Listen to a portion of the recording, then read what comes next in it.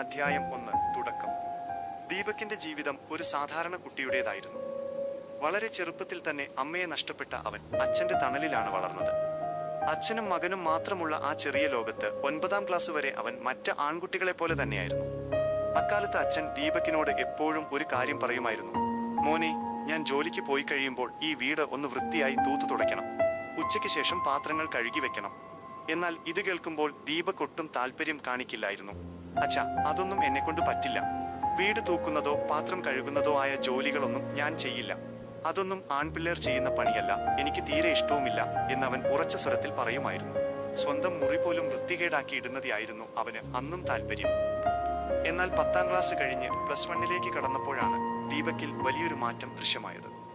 സ്കൂളിലെ PT പീരീഡിൽ എല്ലാവരും ക്രിക്കറ്റ് കളിക്കാൻ ഓടുമ്പോൾ ദീപക് മാത്രം അറിയാതെ പെൺകുട്ടികളുടെ അടുത്തേക്ക് പോയി അവർ കളിക്കുന്ന കളികളിൽ പങ്കുചേരുമായിരുന്നു. ടീച്ചർ പാഠങ്ങൾ പഠിപ്പിക്കുമ്പോൾ പോലും അവന്റെ കണ്ണുകൾ അലഞ്ഞത് അവരുടെ വേഷവിധാനങ്ങളിലേക്കാണ്. കമ്മലുകൾ, പൊട്ടുകൾ, സാരിയെടുക്കുമ്പോഴുള്ള ആ ഭംഗി, അവനറിയാതെ തന്നെ അവനിലെ ഉള്ളം അതിനോട് ചേർന്നു നിന്നു. അപ്പോഴും അവനെ ആരും സംശയിച്ചിരുന്നില്ല. ഏറ്റവും അത്ഭുതകരമായ കാര്യം വീട്ടിലായിരുന്നു. ഒരു കാലത്ത് ചെയ്യാൻ മടി കാണിച്ചിരുന്ന, എനിക്ക് പറ്റില്ല എന്ന് പറഞ്ഞിരുന്ന വീട്ടുജോലികൾ ഇന്ന് ദീപക് വളരെ സന്തോഷത്തോടെയാണ് ചെയ്യുന്നത്.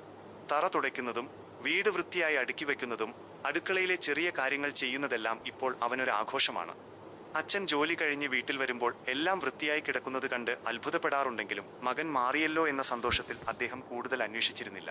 പക്ഷേ തന്നിലെ ഈ മാറ്റത്തിന് പിന്നിലെ യഥാർത്ഥ കാരണം എന്താണെന്ന് ദീപകിന് അപ്പോഴും മനസ്സിലായിരുന്നില്ല.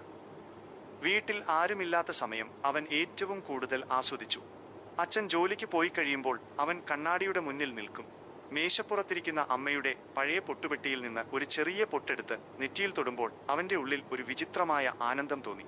തലയിൽ മുടിയില്ലാത്തതുകൊണ്ട് ആ പൊട്ടിന്റെ തിളക്കം അവന്റെ മുഖത്ത് കൂടുതൽ വ്യക്തമായി കാണാമായിരുന്നു. താനൊരു പെൺകുട്ടിയെപ്പോലെ സുന്ദരനാണോ എന്ന് അവൻ കണ്ണാടിയിൽ നോക്കി ചിന്തിച്ചു. കണ്ണാടിയിലെ ആ ദൃശ്യത്തിൽ അവനൊരു പ്രത്യേക സൗന്ദര്യം കാണുകയും അതിൽ സ്വയം ലയിച്ചു നിൽക്കുകയും ചെയ്തു. പക്ഷേ ആ സന്തോഷം ഒരു നിമിഷം മാത്രമായിരുന്നു. പെട്ടെന്ന് മനസ്സിലേക്ക് കടന്നു വരുന്നത് ഭയമാണ്. ഇത് ആരെങ്കിലും കണ്ടാൽ എന്തു വിചാരിക്കും? അച്ഛൻ അറിഞ്ഞാൽ? കൂട്ടുകാരറിഞ്ഞാൽ എന്നെ കളിയാക്കില്ലേ? ദീപകിന്റെ കണ്ണുകൾ ഭയത്തോടെ വാതിലിന്റെ പിളർപ്പുകളിലൂടെ പുറത്തേക്ക് പാഞ്ഞു. എല്ലാം ഒരു മറയ്ക്കുള്ളിൽ ഒതുക്കിപ്പിടിച്ചാണ് അവൻ ജീവിച്ചത്. അങ്ങനെയിരിക്കെ ഒരു ദിവസം വൈകുന്നേരം അച്ഛൻ ജോലി കഴിഞ്ഞു നേരത്തെ വീട്ടിലെത്തി. ദീപക് ഇതൊന്നും അറിയാതെ അമ്മയുടെ സാരി ഉടുത്ത് നെറ്റിയിൽ വലിയൊരു പൊട്ടും തൊട്ട് കണ്ണാടിയിൽ നോക്കി നിൽക്കുകയായിരുന്നു. അപ്രതീക്ഷിതമായി വാതിൽ തുറന്ന അച്ഛൻ ദീപകിനെ ആ രൂപത്തിൽ കണ്ടു. നീ എന്താടാ ഈ ചെയ്യുന്നത്? എന്താണ് നീ ചെയ്തുകൊണ്ടിരിക്കുന്നത്? അച്ഛന്റെ ശബ്ദത്തിൽ വലിയ ഞെട്ടലും ദേഷ്യവും ഉണ്ടായിരുന്നു. ദീപക് വിയർത്തു.